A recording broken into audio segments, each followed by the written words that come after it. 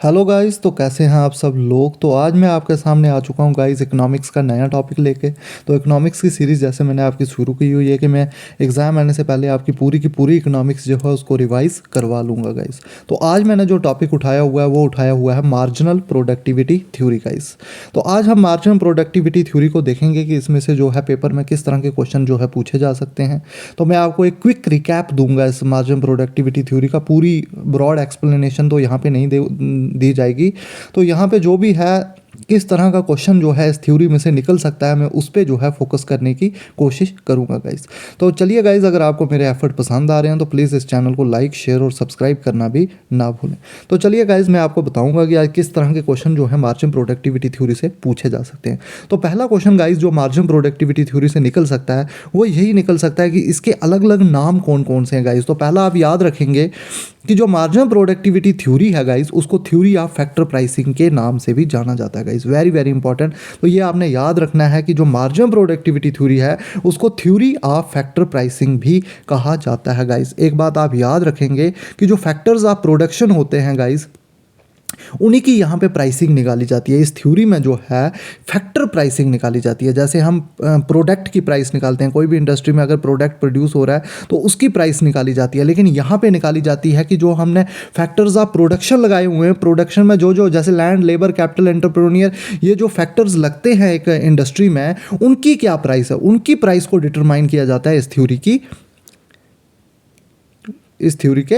इस थ्योरी का main motive यही है कि फैक्टर्स ऑफ प्रोडक्शन की प्राइसिंग करना। तो आई होप गाइज आपको यहाँ पे थोड़ा बहुत ये पता चल चुका होगा कि ये थ्योरी है किसके बारे में बेसिकली। तो आपको इसको तीनों नाम इसके याद रखने हैं गाइज। पहला नाम इसका है थ्योरी ऑफ फैक्टर प्राइसिंग, तो ये आप याद रखेंगे कि इस थ्योरी को थ्योरी ऑफ फैक्टर प्राइसिंग भी बोला जाता है। नेक्स्ट गाइज इसको रियल थ्योरी के नाम से भी जाना जाता है। और थर्ड नाम इसका है थ्योरी ऑफ डिस्ट्रीब्यूशन। तो ये आपको तीनों नाम याद रखने हैं। हो सकता है कि JK SSB यही क्वेश्चन पूछते कि मार्जिन प्रोडक्टिविटी थ्योरी के और कौन से नाम हैं। तो इसको थ्योरी ऑफ फैक्टर प्राइसिंग के नाम से भी जाना जाता है, रियल थ्योरी के नाम से भी जाना जाता है और थ्योरी ऑफ डिस्ट्रीब्यूशन के नाम से भी जाना जाता है। आई होप गाइस यहाँ तक आपको चीज़ें क्लियर हो चुकी होंगी।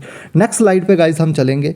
तो नेक्स्ट स्लाइड में हम समझने की कोशिश करेंगे कि इस थ्योरी का ओरिजिन कहाँ से हुआ है, इस थ्योरी को पढ़ने की ज़रूरत क्या पड़ी हमें इस चीज़ को समझने की। इस स्लाइड में हम कोशिश करेंगे।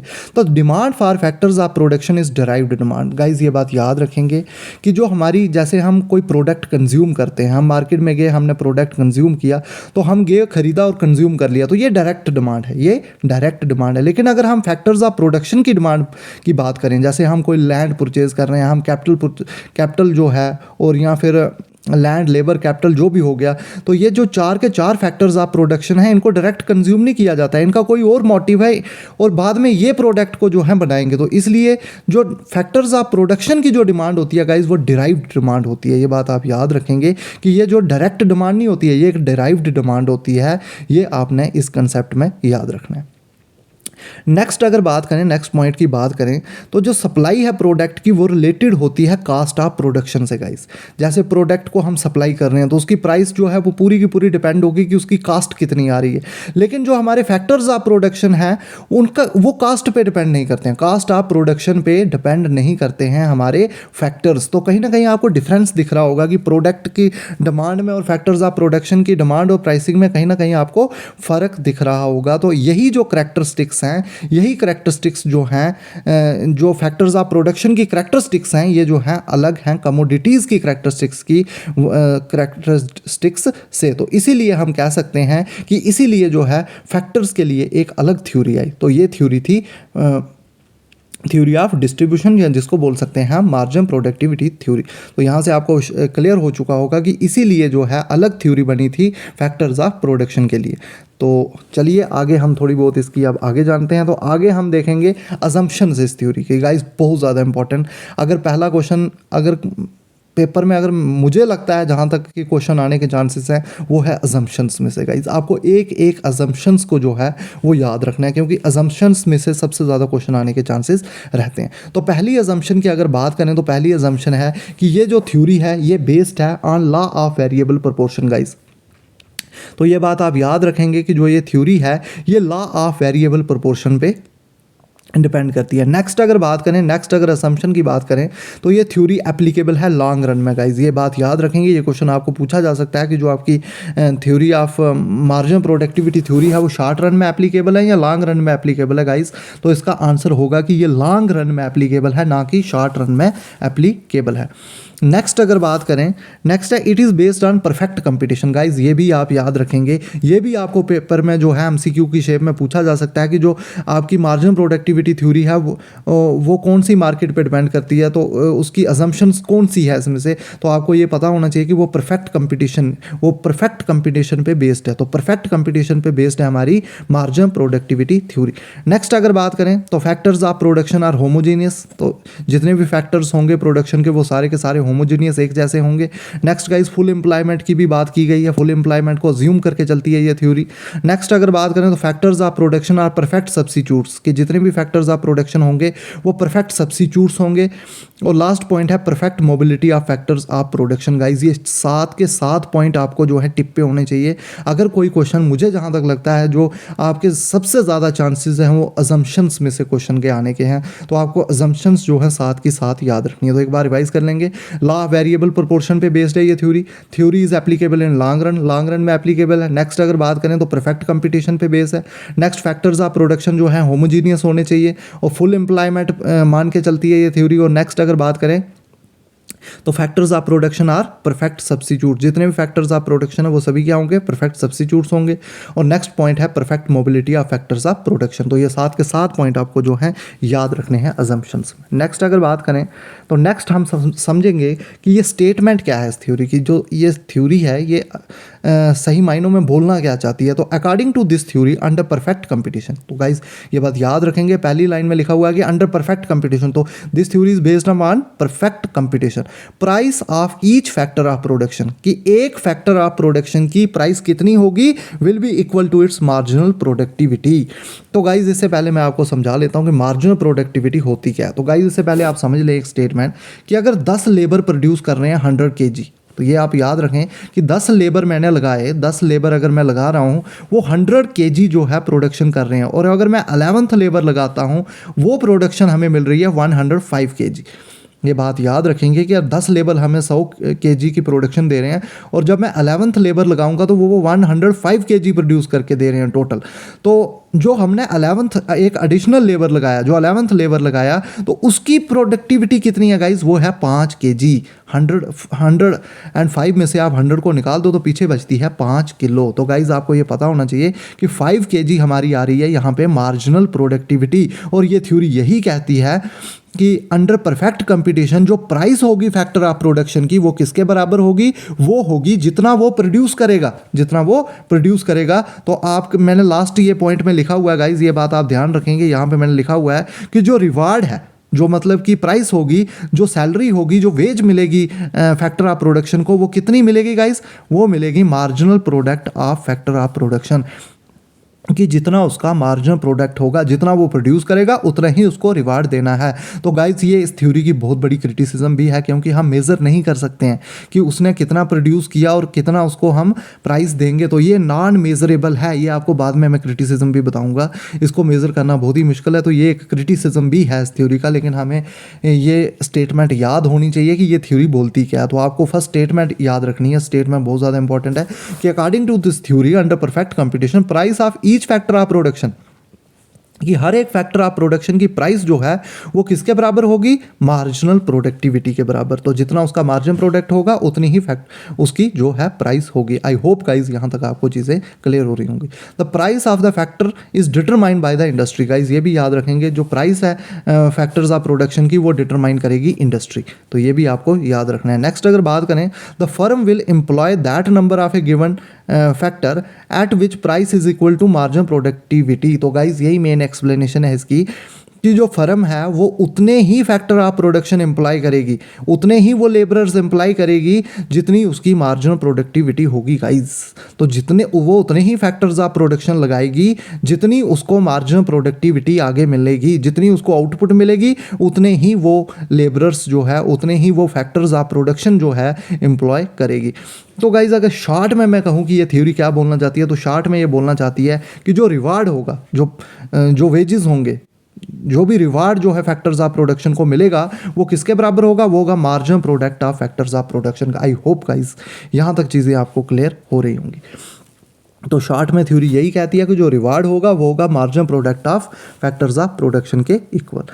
नेक्स्ट अगर बात करें गाइस प्रोपोंडर की बात करें कि इस थ्योरी को प्रोपाउंड किसने किया था, तो प्रोपोंडर की बात करें तो उससे पहले गाइस आपको एक बात समझनी है, ये आपको पेपर में क्वेश्चन आ सकता है कि ये थ्योरी क्लासिकल थ्योरी है, नियो क्लासिकल थ्योरी है या फिर ये मॉडर्न थ्योरी है। तो गाइस आपका आंसर होना चाहिए क्लासिकल थ्योरी। तो पहले आपको पता होना चाहिए कि जो मार्जिनल प्रोडक्टिविटी थ्योरी है ये क्लासिकल थ्योरी है। आई होप गाइस आपको दिमाग में चीज़ें बैठ रही होंगी। तो ये क्लासिकल थ्योरी है फैक्टर प्राइसिंग।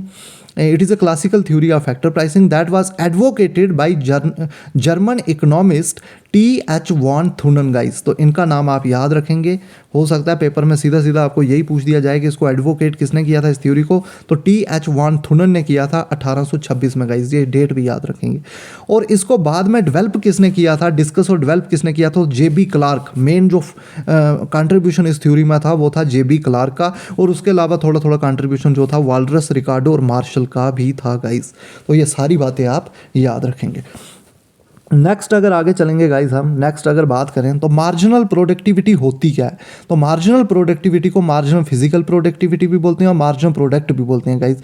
ये तीनों नाम एक ही हैं। तो मार्जिनल प्रोडक्टिविटी भी वही है, मार्जिनल फिजिकल प्रोडक्ट भी वही है और मार्जिनल प्रोडक्ट भी वही है गाइस। तो ये बात याद रखेंगे। और अब मैं आपको समझाने की कोशिश करूंगा कि मार्जिनल प्रोडक्टिविटी होती क्या। तो मैंने वही आपको एग्जांपल दी, वही मैं दूंगा कि अगर 10 लेबर हैं वो प्रोड्यूस कर रहे हैं 100 kg, और अगर मैं 11th लेबर लगाता हूं तो वो प्रोड्यूस कर रहे हैं 105 kg, तो कितना हमें इंक्रीज देखने को मिला एक एडिशनल लेबर लगाने से, तो वो था 5 kg। यही है गाइस 5 kg जो है, यही है आपकी मार्जिनल प्रोडक्टिविटी। और ये थ्योरी कहती है कि आपको जो रिवार्ड है आपको जो रिवार्ड है फैक्टर्स ऑफ प्रोडक्शन को वो इतना ही देना है जितना कि वो आपको मार्जिनल प्रोडक्ट देंगे गाइस। तो आई होप गाइस आपको जो है मार्जिनल प्रोडक्टिविटी क्या होती है वो आपको समझ आया होगा।